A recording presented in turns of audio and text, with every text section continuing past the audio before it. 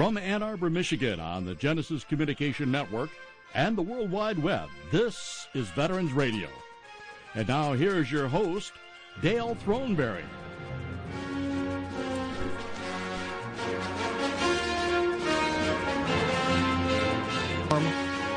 Good evening and welcome to Veterans Radio on this very warm Michigan evening. And for all of those of you around the country, I know you're going through the same thing that we are here. And for those of you all around the world, I hope it's a little cooler wherever you may be. Veterans Radio is dedicated to America's veterans, and our program this evening is going to be talking about a really interesting program that's going on that's been sponsored by the Vietnam Veterans of America, and that's our Veterans Initiative. And joining me in the studio this evening is Gary Lilly. Good evening, Dale. And Gary is going to be conducting the interview mostly this evening. We're going to be talking about that as we go along. A couple of other things that we're going to be talking about this evening are Operation Helmet. We talked with Rick Briggs last week about Operation Helmet, and let me kind of do that with you. The Kevlar helmets that our troops are wearing in Iraq right now, for those of you that were in the military, still have the same sort of liner inside of them that we did 100 years ago, and they sort of rattle around on your head. And a gentleman has come up with a way of putting additional padding inside of these helmets. And the Marines are looking at it, and this Operation Helmet is sending these kits over to Iraq now as we speak. And hopefully Rick will give us a call later on. But if you'd like to help out with that, because it's being done with your donations right now, it's go to operation-helmet.org. Again, that's operation-helmet.org. You can go to veteransradio.net website, click on Veterans Links, and it's all in there. And there's information about how to contact them and also how you can make your own donation. And I think it's a great thing, again, that we're doing. We have to, I'll try to avoid my political statements, but if there are people out there that won't pay for things, then we'll pay for them ourselves. I think the NFL should be paying for them. That's true. Maybe they should put those in our helmets. All right. Getting right into our first segment of the program is our Welcome Home. And Welcome Home is sponsored by Gary Lilly and Associates. Thank you, Gary. And what we do each week is we welcome troops home as they return from Iraq and Afghanistan. This week, we're welcoming home the 1st Brigade Combat Team from Fort Drum, New York. This is they just arrived home yesterday, and another flight of Warrior Brigade soldiers are going to touch down, or did touch down this morning, returning more than 230 members of the 3rd Battalion, 6th Field Artillery Regiment to Fort Drum. We want to welcome them home. The other group I want to welcome home is a group that we welcomed home a couple of months ago, but they've just received a great award, and their award was the Presidential Unit Citation, which went to the 1165th Military Police Company of the Alabama National Guard, and they received that Presidential Unit Citation. For those in the military, they know that that's a very big deal, and we want to congratulate them. Two other things about Welcome Home that I wanted to make people aware of is that Philadelphia, during their 4th of July parade, they had a great Sunoco oil sponsored their Welcome Home Festival. And what they did is that they welcomed home all of their troops that had come home from Iran and Afghanistan over the last 4 years. And there was a representative for each group as they marched down.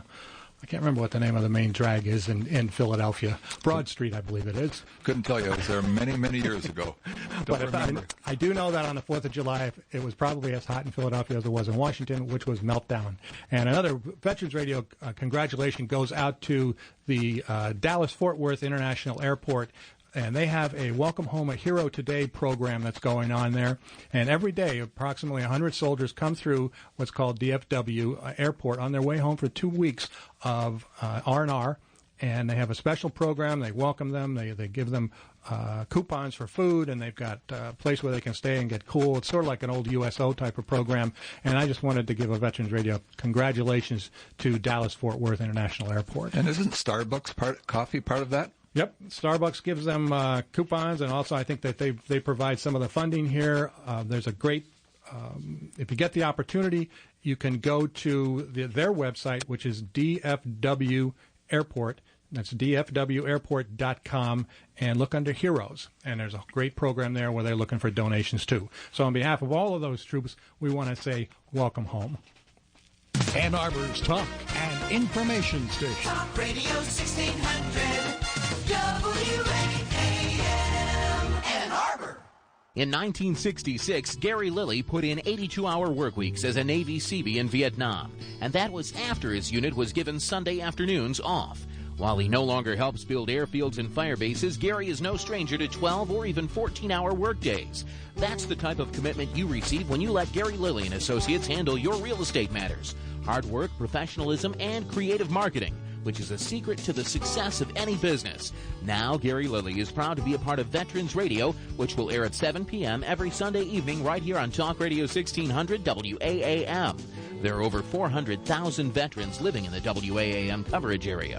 If you know a veteran, please tell them about Veterans Radio. And if you know someone who wants to buy or sell commercial real estate, tell them to call Gary Lilly and Associates Realtors at 800-345-6694. That's 800-345-6694, or go to www.garylilly.com. www.garylillie.com. Welcome back to Veterans Radio. If you've got any questions or comments, you can give us a call at 866-477-9100. If you're in the Ann Arbor, Michigan local area, you can call us direct at 822-1600. That's 822-1600.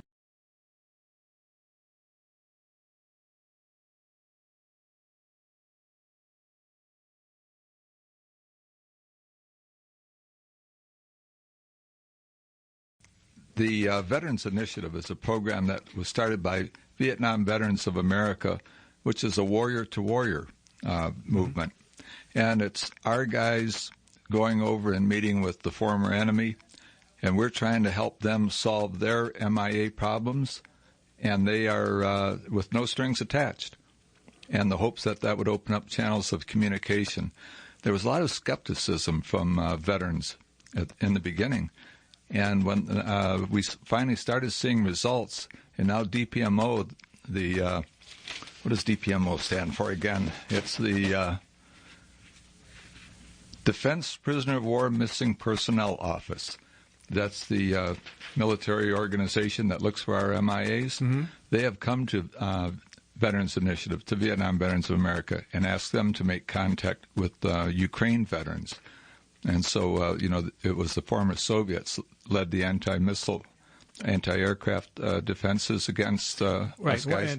And while we're waiting to get our telephone situation taken care of, those of you that are Vietnam veterans and members of the Vietnam Veterans of America, in your newest veteran magazine, there's a whole story in there about the Ukrainian military that was in North Vietnam and were manning the SAM bases.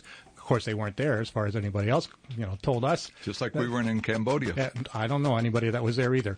But it's really an interesting article when they talk about their relationship. And I know that when we do finally get Bob on the line, that he's going to be able to tell us some information that just actually came forward this weekend, which I think is really kind of incredible. Well, again, the Veterans Initiative, actually, I'll take a little bit of Bob Maris's story. It began when, in the late 80s, and the Laotian government let it be known that they had the remains of two Americans that were two of our MIAs, two pilots, I believe. And they would only turn them over to the American government. Now, this is where the politicians come into play. The United States didn't recognize the government of Laos, and so they would not contact them. So the Laotians were sitting there trying to turn over the remains, no strings attached, but they would only do it to the to Americans. So from upstate New York, some members of Vietnam Veterans of America raised their own money. They sent over two of their own guys to try to get into Laos, and to do so they had to go through Vietnam. Mm-hmm. They weren't successful, but the Vietnamese were scoffed at them, and they said, "You worry about 2,400 missing in action. We have 300,000 missing in action, 30 divisions of MIAs." Our guys came back, and they were stunned at that news, and they said, "Okay, how can we help them find their MIAs in order to kind of ease relations with that government and have them cooperate with us on our MIAs?" And from that came the Veterans Initiative, which Bob Maris will be able to explain further. So when our guys got back, they started talking about what they could do, and they created this program called Veterans Initiative amongst Vietnam Veterans of America. And they put out the word, empty out your attics. Go to those boxes, find those souvenirs that you thought were so cool back in the war years, and the dog tags taken off of dead NVA or Viet Cong soldiers, the photographs, the documents, and so on. And if you know there was a mass grave, draw a map to it, give it all to us. We'll take it over and turn it over to the Vietnamese. No strings attached. And the Vietnamese were very suspicious of this at first. And our guys would make the rounds. They would start in the northern part of of South Vietnam and work down south, visit every province, meet with the local head of the local veterans organization. And over there, every veterans organization still has the same chain of command that they had during the war years. So they would have a general in charge of the local veterans organization. Okay. And every veteran is still a member of their military. So our president at the time was Tom Corey. He was a PFC, and he would be meeting with their generals. And through that, they would turn over satchels and cases full of information. The Viet Cong, North Vietnamese, and everything, their veterans groups are set up still based on the old chain of command. On the chain of command. Right. And so, how did that happen when the president of the Vietnam Veterans of America, a former PFC, is going in to talk to General somebody? General Nguyen? Who knows? They were very suspicious to begin with, and the conversations were very tense, very guarded. We're going to try this again, are we? No, just keep talking. Okay. And so they would always begin with a banquet the night before, or dinner the night before, and then the next day they would get down to business. And when they got down to business, our guys would turn over all of these old documents and photographs and dog tags, along with maps as to where the bodies were. And the Vietnamese would take this information, and then we got word back from them that they had found these mass graves, just like with the map, and they invited our guys to come back. And so that was the beginning of the success of Veterans Initiative. So in other words, we gave them a peace offering, basically, and gave them the truth. Correct. And got, eliminated some of their skepticism about, warrior what's to our warrior. motive is. Warrior to warrior. We're going to take a break here, and in just a quick second, see if we can get this thing taken care of. And we'll be back right after this message. You're listening to Veterans Radio. So there they are with our guys meeting with their guys. They said, look, we found these mass graves. Come on back. And that began numerous trips from Vietnam Veterans of America over to the veterans organizations. This was veterans to veterans, bypassing the governments. Mm-hmm. And as trust grew, they became mutually respectful of each other, and to the point where they were warm with each other. And there was a lot of information that doors were being opened according to DPMO. And DPMO is what? That is the department. It's Defense Prisoner of War Missing Personnel Office. Okay. Is that the one that's in Hawaii? Yes. Okay. And they said, guys, keep doing it. You're opening doors we've never had open before, and keep doing what you're doing.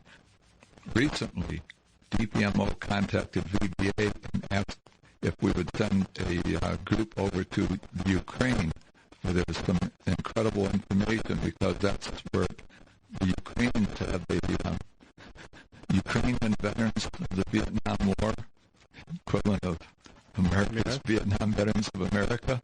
We didn't know too much about those guys, I don't think. And they're the ones that ran the anti-aircraft missile systems, SAM missiles.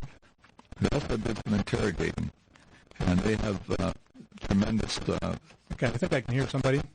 Bob? Oh, let's try again. Gary, Bob wants you to introduce yourself. We'll keep you on as long as we can. Okay. Go ahead. This is Gary Lilly. I've been doing a monologue for about 15 minutes while they were trying to cure a problem that was created by a power surge about an hour ago. So that's what caused us to not be able to talk to each other.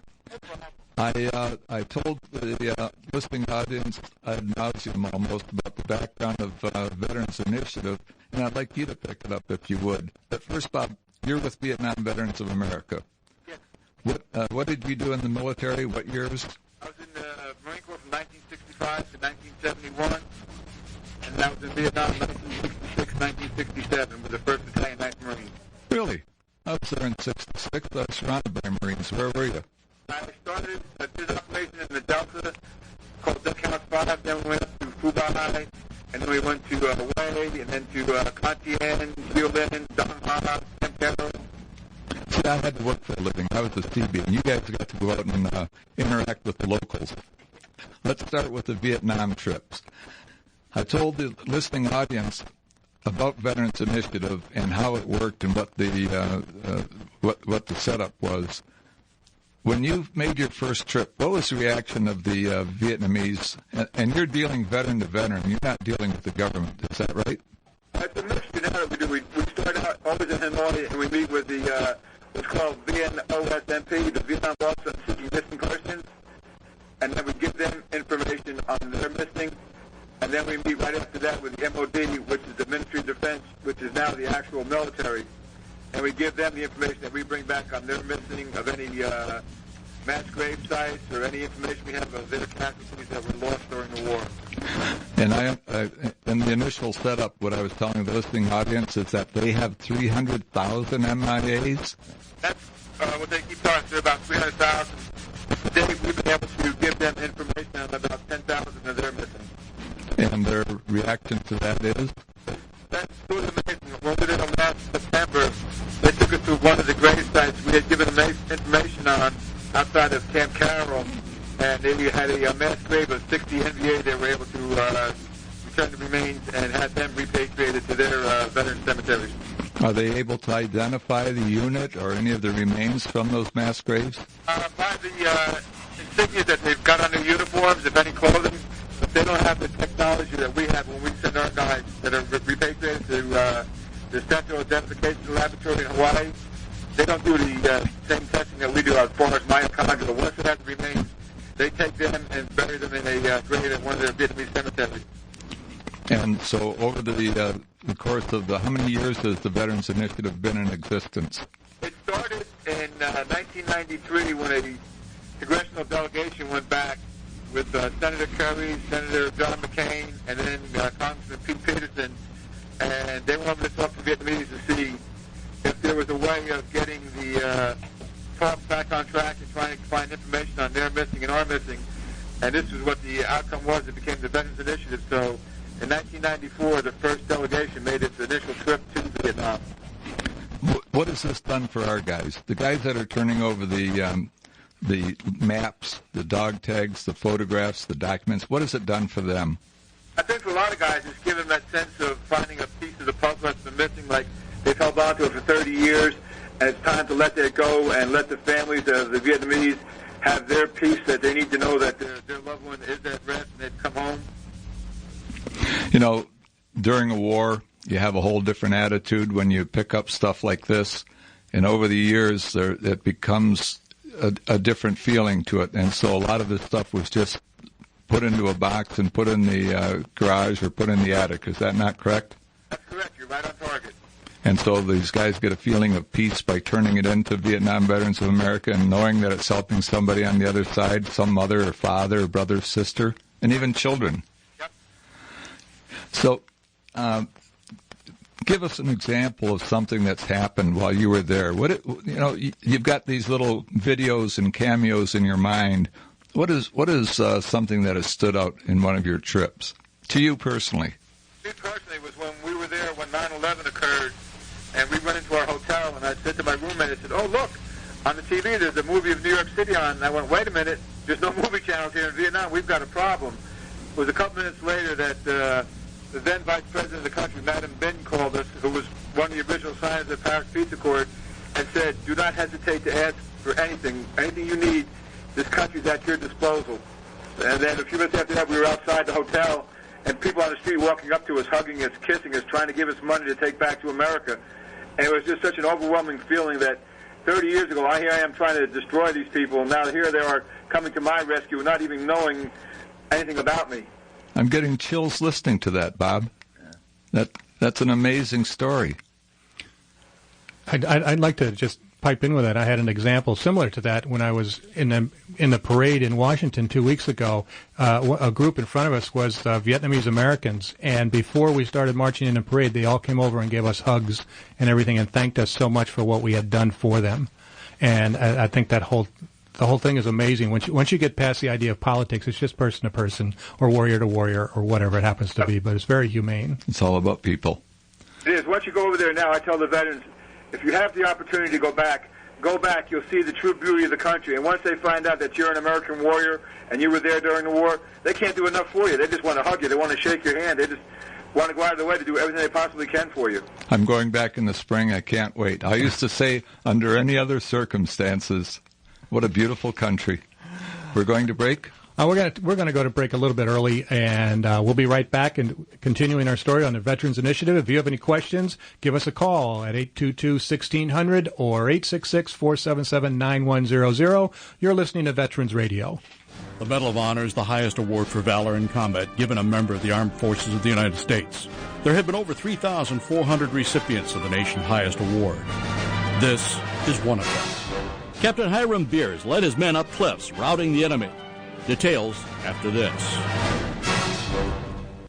Beers, second in command of the columns upon their uniting ashore in the Philippines, made a surprise attack on the fortified cliffs and completely routed the enemy, killing 30 and capturing and destroying the powder magazine, 40 guns, rice, and food. He successfully led his men up the cliff by means of bamboo ladders to heights of 200 feet. The cliffs were honeycombed with caves. Tons of rocks were suspended in platforms held in position by vine cables in readiness to be dropped upon people below. After driving the insurgents from their positions, which was almost impregnable, covered with numerous trails lined with poisoned spears, pits, etc., Beers led his men across the river, scaled the cliffs on the opposite side, and destroyed the camps there. Beers and his men under his command overcame incredible difficulties and dangers in destroying positions which, according to reports from old prisoners, had taken 3 years to perfect and were held as a final rallying point and were never before penetrated. The Medal of Honor series is a production of Veterans Radio. And we're back here on Veterans Radio, this evening better known as Snafu Radio, but we'll continue on. Things have kind of gotten back to normal, I think. If you have any questions, we're talking about the Veterans Initiative. A quick rehash is that Veterans Initiative is warrior to warrior. It's American veterans talking to Vietnamese veterans. Everybody's looking for their MIAs, and it seems to be a good problem, or it's not a good problem, but it's a problem that seems to be working itself out. And our guest right now is Bob Maris, who is the head of this particular program. And Gary, come on back. Well, nothing works until the grunts get involved. Is that right, Bob? That's true. You got to get us in there. We can do it right. There you go. I heard a story about when Tom Corey, the former president of Vietnam Veterans of America, was over there on one of those trips. And you guys always start off with a dinner the night before. Is that correct? Yes. And are treated very well. Then the next day it's down to business. At one of those dinners, the general who was in charge of the Veterans Organization, asked Tom Corey the usual question, who were you with and what year were you here? And Tom, who's took a bullet in the spine and is paralyzed from the waist down, was in his wheelchair, and he pulled himself up and he said, I was with the best. I was with the 1st Air Mobile Cavalry. And the general took a sip on his beer and smiled, and he said, your 1st Air Mobile Cavalry was good, but you were second best. Your 82nd Airborne was better. And I understand it was one of those few times that Tom Corey was without words. Speechless, eh? But, that little story says so much about what you guys are doing over there when you can sit down and have little stories like that with the former enemy.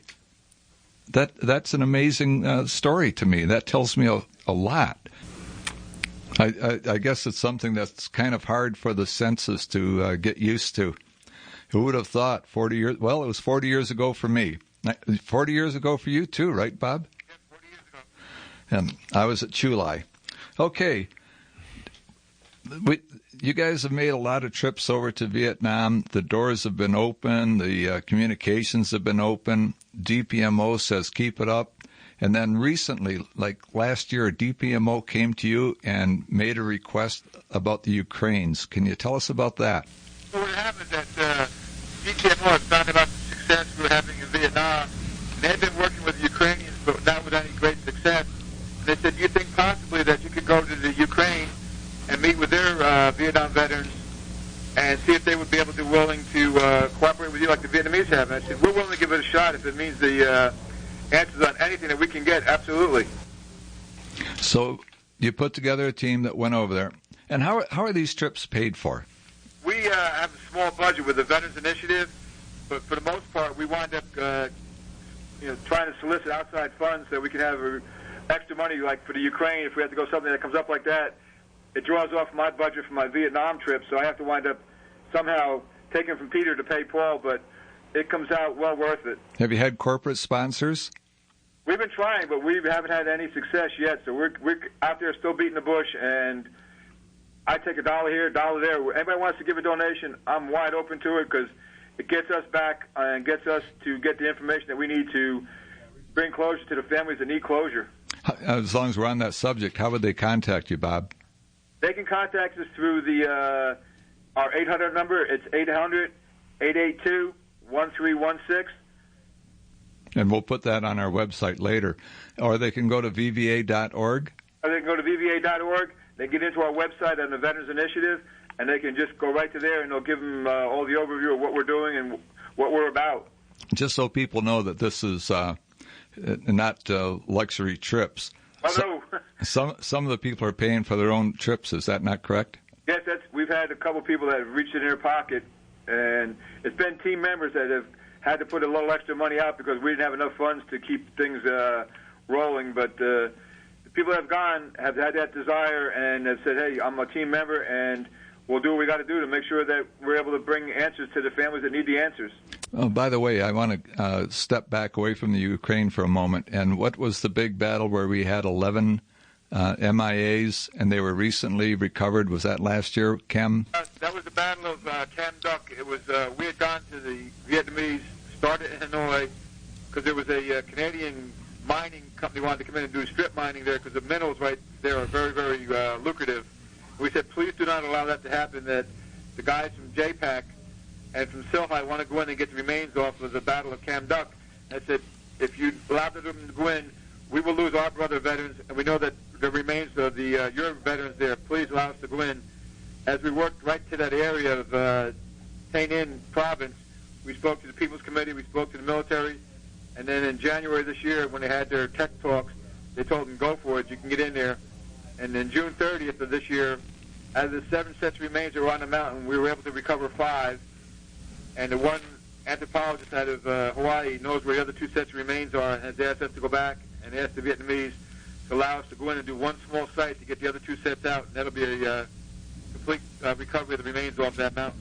And that all came about from Veterans Initiative. I just can't tell you how much I admire you for that.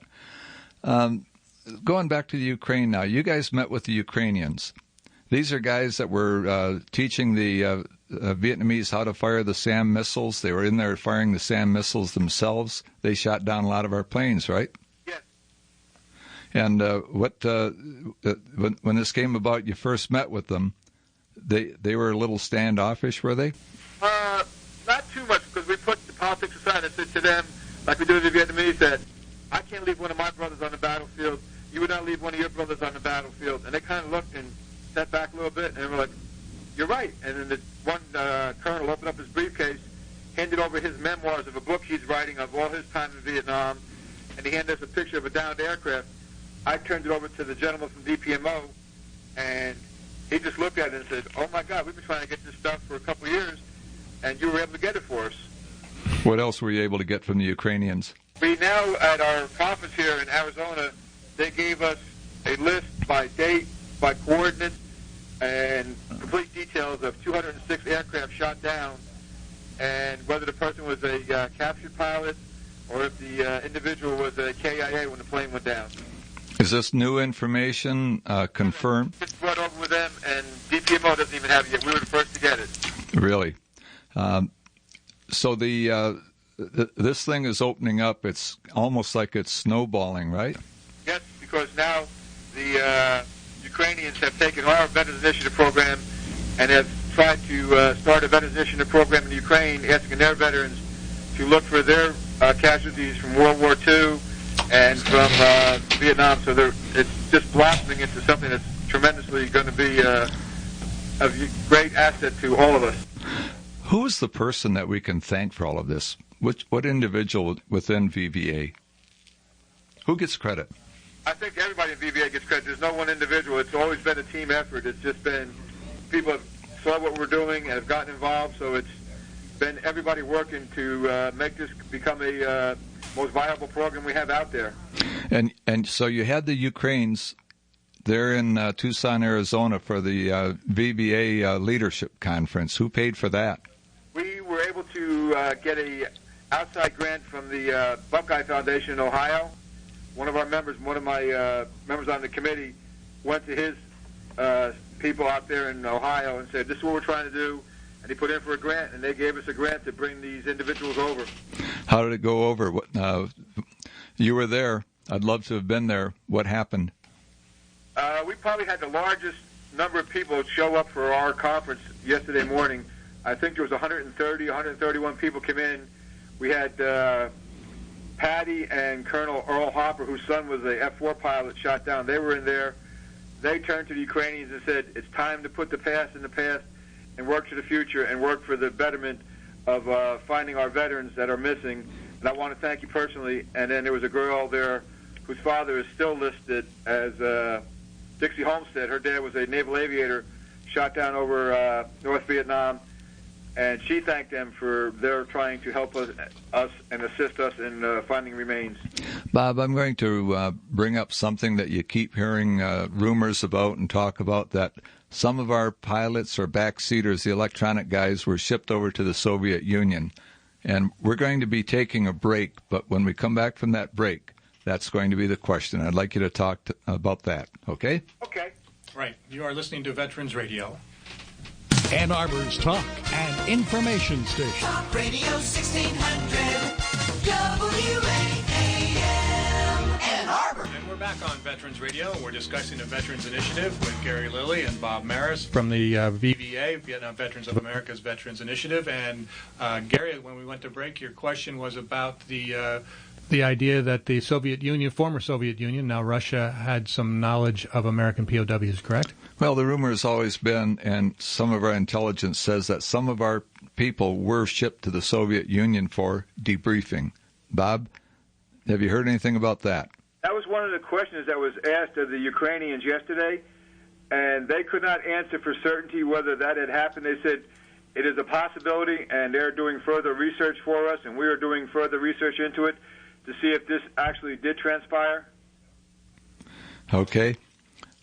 I understand that they turned over a list at the last trip over there of 21 documents and said to you guys, you get your government to ask our government to declassify these documents and turn them over to you, and they'll answer a lot of your questions. Are you familiar with that? Yes, that was one of the things that was our second trip, and that occurred in February.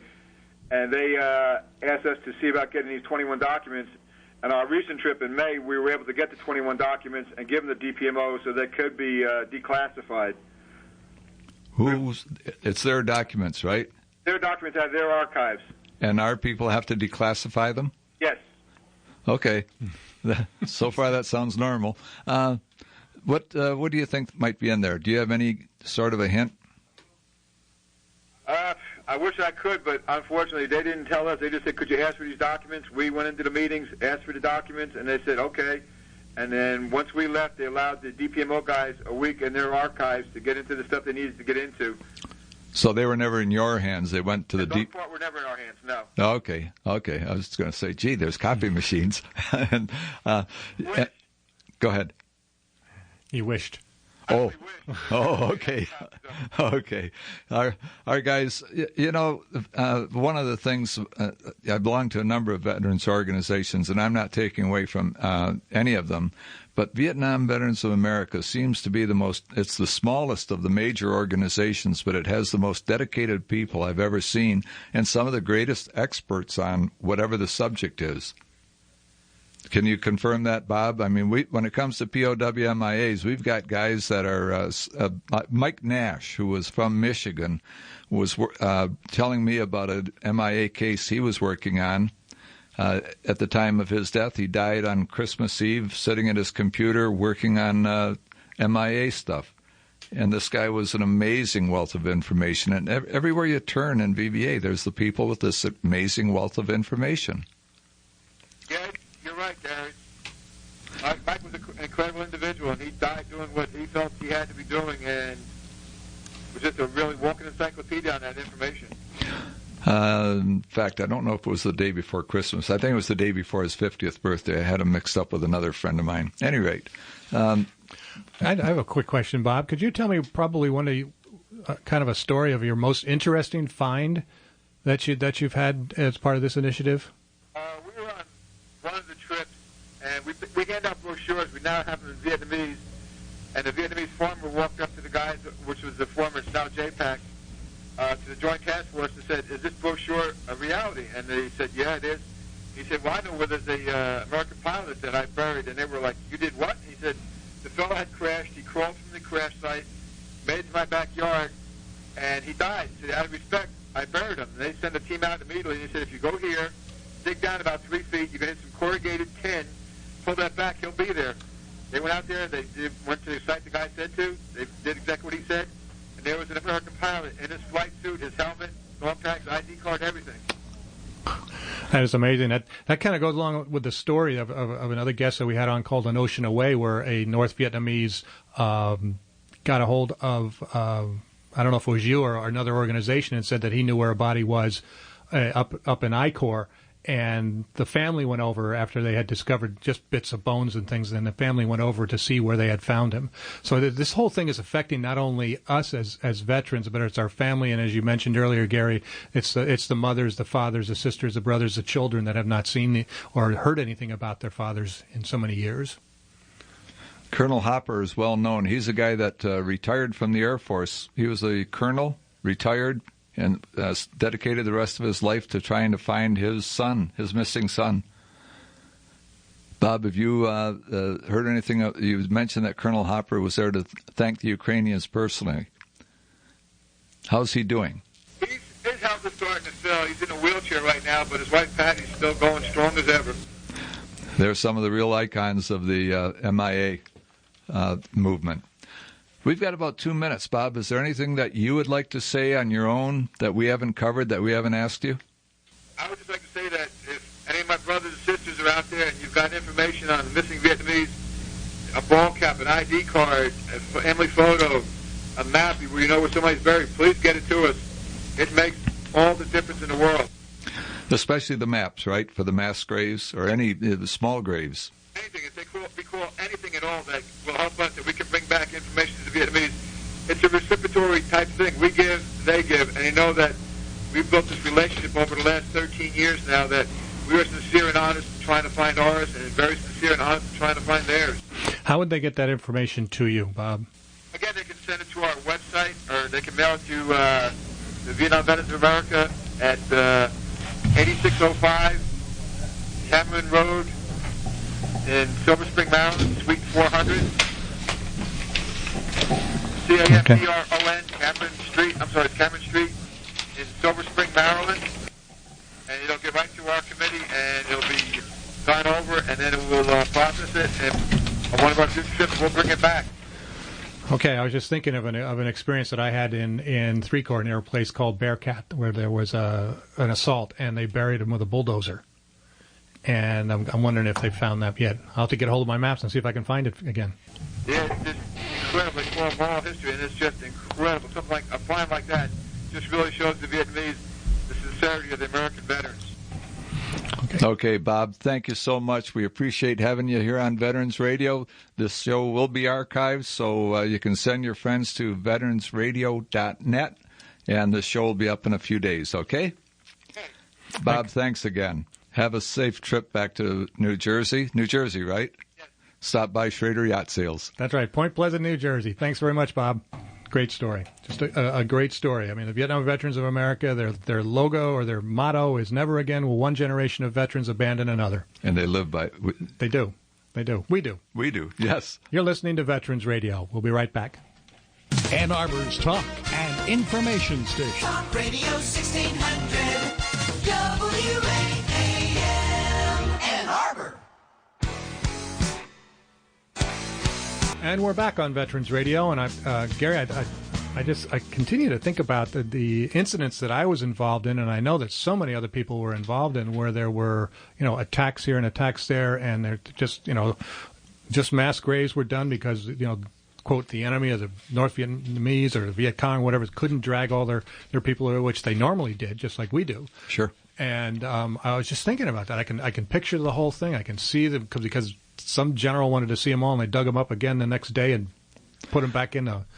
So I know it's there. You know it's there. And now I got to figure out on my map where exactly it was. And if you turn that in, and it's a grave that they knew nothing about, yeah, up to right now, you're going to bring closure to a lot of people. I agree. And in fact, I did hear something at the convention that I was at recently where they found, I think it was 100 or so in a mass grave near Long Binh. Really?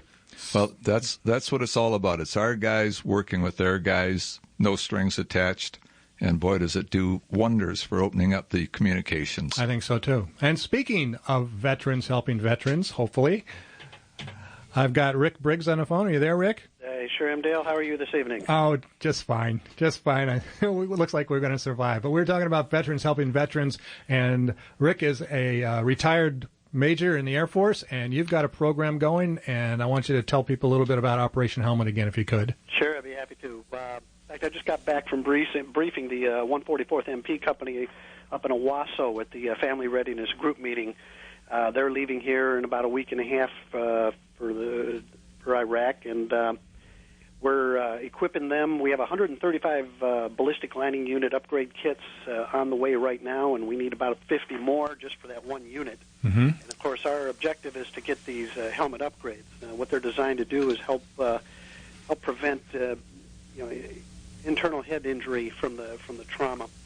A lot of people know about the story about Bob Woodruff, the anchor newsman, and what he's been going through with his cognitive rehab and so on. And that's exactly the type of injury where you can take a major injury and turn it into a minor injury or so on. So it's a very important effort, and we want to get the word out, and I appreciate the opportunity on Veterans Radio. Rick, this is Gary Lilly. Has anybody gone to Bell Helmets or any of the major helmet manufacturers and asked for sponsorship? What we're doing right now, we haven't gone there, but we are getting a number of corporate sponsors that are coming online. Pfizer just this past week has come online, and they're doing a fund matching for all the Pfizer employees, so that's going to be a wonderful program, and that type of thing. These are actually they're a lot more expensive than traditional Bell helmet, which are factories down in Rantoul, Illinois. I'm familiar with those folks, but what makes them so expensive? They the company put $7 million of their own research money into this project back in '97 at the request of the Army for the Special Forces, and they actually came up with it. And when you squeeze this foam, it's really an amazing sensation because it's a multiple density foam that goes from a very quick collapse to a firmer to firmer, and is designed to displace the impact. Is this something that would have a civilian application like sports helmets? Well, yeah, I'm a huge Spartan fan up here at Michigan State, right. And I was wondering about that just past week. In fact, a lot of my donors came from there, and guys off the chat room and that, and it seems like there would be a lot of applications, and a lot of things in civilian world have come out of the military programs like this. So, oh yeah. In fact, we're going to do a program on that in the next couple of weeks, I think. Or, yes, we are. In a month or so. Well, Rick, I want to thank you very much for calling in and talking with us about Operation Helmet. I'm going to put you on hold. I'm going to ask that you give Ingrid your number so I can give you a call so we can talk to you later this week. All righty? Got her. Thank you, Dale. All righty. All right, I think I just did that correctly. We'll see how it goes. Anyway, we want to thank everybody for tuning in this evening. We had some little problems, some technical problems, but I want to make sure that we thank our sponsors, Gary Lilly and Associates, Legal Help for Veterans, of course, my friend Ray Schrader and Schrader Yacht Sales, Sidetrack Bar and Grill, and Martech, the supplier sometimes, most of the time, of Veterans Radio apparel. We're going to get some more of those, hopefully, as we go along. I also want to thank Ingrid Weber for taking care of the phones. And Alan, great job as our technical guy trying to get things to work here. It was one of those programs where it ended up coming out, I think, pretty well. This is like a final exam from a demented professor. I'm going to do this in my radio course. Whenever I teach my radio course, all the things that can go wrong will go wrong, and all at the same time, and all on your first night. So we'll make sure that you tune in next week to Veterans Radio. If you we did not stream this week, but you can listen to the program in the archives. So get in there on veteransradio.net. We will be talking to you next week. Until then, you are dismissed. The opinions expressed on this program are those of our guest and are not necessarily those of Veterans Radio or this station. Veterans Radio is a production of Veterans Radio, LLC.